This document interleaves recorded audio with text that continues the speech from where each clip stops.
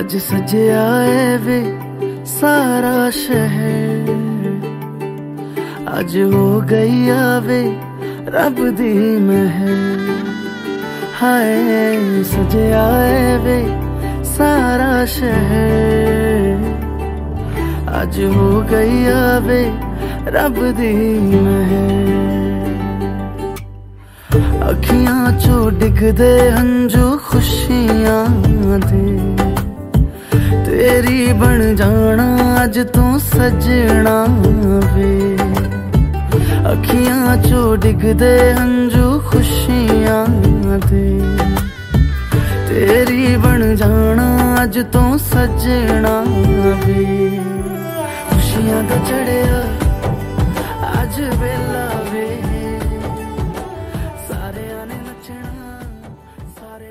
Hello everyone, welcome to the long awaited video of my channel, which is the last episode of the series, the wedding video of my sister. Finally it's here. I am really excited and I would really appreciate some relevant comments on this video কারণ আগের ভিডিওগুলোতে আপনারা অনেক irrelevant comment করছিলেন, যার কারণে আমি একটা ব্রেক নিছিলাম। So anyways guys, I'm here again. একদিন সকালবেলা সবাই ঘুম থেকে উঠে তাড়াতাড়ি একদম গোসল টোসল করে রেডি হওয়ার জন্য চলে গেছিলো। উর্মিলাপুর জন্য মেকআপ আর্টিস্ট এসেছিলো আর আমি আর টুনটুন আমাদের মতো করে রেডি হয়েছি, মানে আমি টুনটুনকে রেডি করে দিয়ে তারপর আমি নিজে রেডি হয়েছিলাম ওই দিন। তারপর রেডি হওয়ার শেষেই বরযাত্রী চলে আসছিলো, মানে জুম্মার নামাজের একটু আগ দিয়ে। তো আমরা বরযাত্রীকে রিসিভ করার জন্য হলে বড় রাস্তায় যাই, মানে আমাদের বাসার রাস্তা তো ছোট রাস্তা বলি আমরা, আর ওটাকে বড় রাস্তা বলি। তো এই যে আমাদের বিয়ের আরেকটা দুলহান, যেটা হলে বরযাত্রীর বরের যে গাড়ি সেইটা। বরযাত্রীতে যে মহিলারা ছিল আমরা শুধু তাদেরকে রিসিভ করে বাসায় নিয়ে গেছিলাম, আর যারা ছেলেরা ছিল তারা সোজা চলে গেছে মসজিদে, যেহেতু তারা ঠিক জুম্মার টাইমে এসে পৌঁছেছিল তাই। তো উর্মিলাপুর ইচ্ছা ছিল যে একদম ঘরোয়াভাবে ছোটোখাটোভাবে বিয়ে হবে, মানে ভাইয়া থাকবে মসজিদে, ছেলেরা মসজিদে থাকবে আর আপু বাসায় থাকবে। তো আপুর ইচ্ছা মতোই হলে গিয়ে বিয়ের অ্যারেঞ্জমেন্টটা করা হয়। তো সবাই জুম্মার নামাজের পরে ওখানে বসে হলে গিয়ে ওখানে মানে ছেলের যে বিয়ের যতটুকু মানে কবুল নেওয়া বা কার্যক্রম সেটা ওইখানে করা হয়। আর আপু ছিল বাসায় এসে আপুর থেকে সাইন টাইন নেওয়া হয়। যদিও আমি দেখলাম যে বিয়ে এখন সবাই একটু ডিফারেন্টভাবে করে, আই ডোন্ট নো, আমি সাধারণত এরকম বিয়ে দেখি নাই। এবার দেখলাম যে একটু অন্যভাবে নতুনভাবে বিয়ে করানো হচ্ছে, আর হুজুর বললো যে এটাই নাকি সঠিক নিয়ম।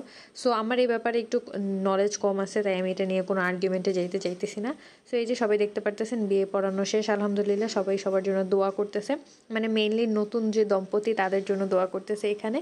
তারপরে দোয়া করা শেষ হওয়ার পরে এভাবে হলে গিয়ে খেজুর হলে গিয়ে ছিটায় সবাইকে দেওয়া হচ্ছিল। তখন হলে গিয়ে রেজিস্ট্রেশনের জন্য হলে গিয়ে ভাইয়া এখানে সাইন করতেছে। ভাইয়ের সাইন শেষে হলে গিয়ে বড় আব্বু সাইন করছে। আমরা কোনো উকিল বাবা টাবা রাখিনি, অনেক জায়গায় এরকম নিয়ম আছে, বাট আমরা এই জিনিসটা করি নাই। তারপরে ওই সাইন নেওয়ার জন্য হলে গিয়ে উর্মিলাপুর কাছে বাসায় আসা হয়েছিল, এছাড়াও কোনো কবুল কিন্তু বলে নাই।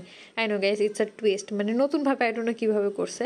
তো যাই হোক, তারপরে ভাইয়ারা হলে গিয়ে বাসার দিকে আসলো। আর এখন হলে গিয়ে গেট ধরার মজাটা, কারণ ভাইয়ারা তখন ডাইরেক্ট মসজিদে চলে গেছিলো, আমরা মহিলাদের জন্য গেট ধরি নাই যেহেতু ভাইয়া ওইখানে ছিলই না। পরে ভাইয়া আসলো, ভাইয়ার জন্য গেট ধরলাম। তো ওইখানে হলে গিয়ে আমাদের নেগোসিয়েশন চলতেছে, আমাদের যে আমরা একটা বলতেছি তারা একটা বলতেছে। এই গরমের মধ্যে দুই দলেরই অবস্থা খারাপ হয়ে গেছিলো। বাট এনিওয়েজ এখানে নানুমণি হলো গিয়ে, আমাদের এত কম মানুষ ছিল, মানে আমাদের টিমে মানুষই ছিল না।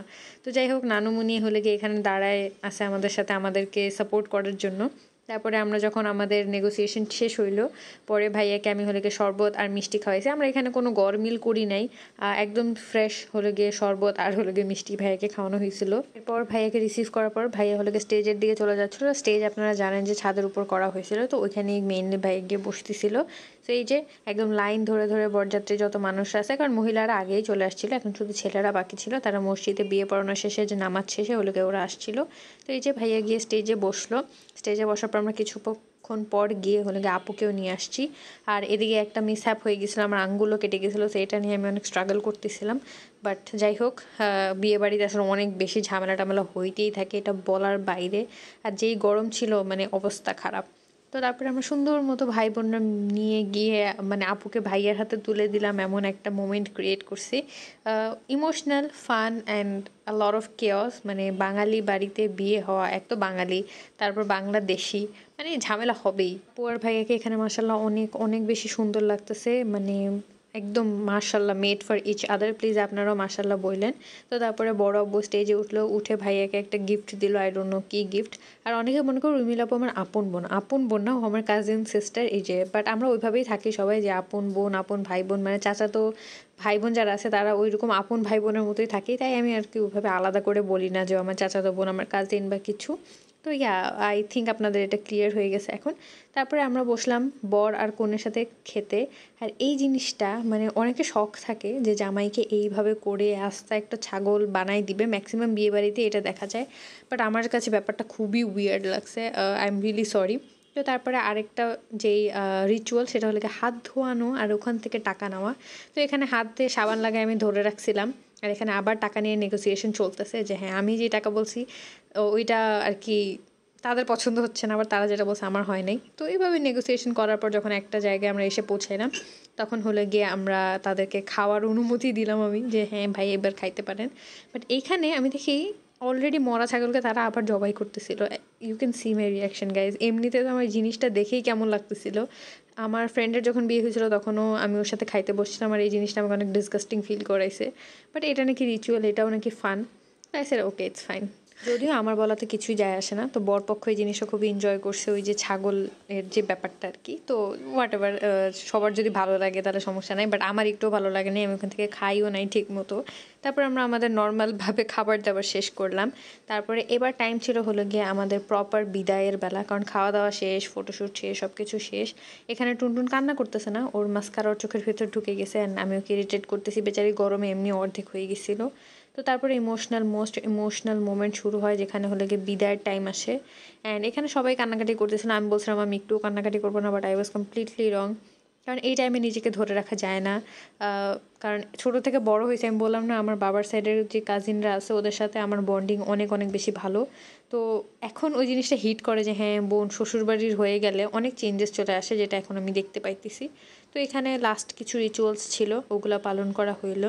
এখন হলে গিয়ে আস্তে আস্তে সবার থেকেও বিদায় নিবে, এবার চলে যাওয়ার টাইম। ফার্স্টে ওর আম্মুর কাছ থেকে বিদায় নিল, এভাবে হলে গিয়ে আপনারা হলুদের সময় দেখছিলেন যে সবাইকে সালাম করে করে বিদায় নিচ্ছে, সেভাবে এখানে আমার আম্মুকেও জড়ায় ধরলো, সালাম করে দোয়া নিয়ে হলে গিয়ে বিদায় নিচ্ছে। তারপরে চাচি আম্মু যে হলে গিয়ে সেজো চাচি আমার, তার থেকেও তারা সালাম করে দোয়া নিল।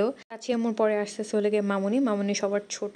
তো এভাবে তারপরে হলে গিয়ে আব্বুদের কাছ থেকে ওইভাবে বিদায় নেয়, ও আমাদের ভাই বোনদের কাছ থেকে বিদায় নেয়। আর আমি এই মোমেন্টটা আসলে বলে বুঝাইতে পারবো না, যতবার দেখে আমার মনে হয় আমার ততবারই খারাপ লাগতেছে।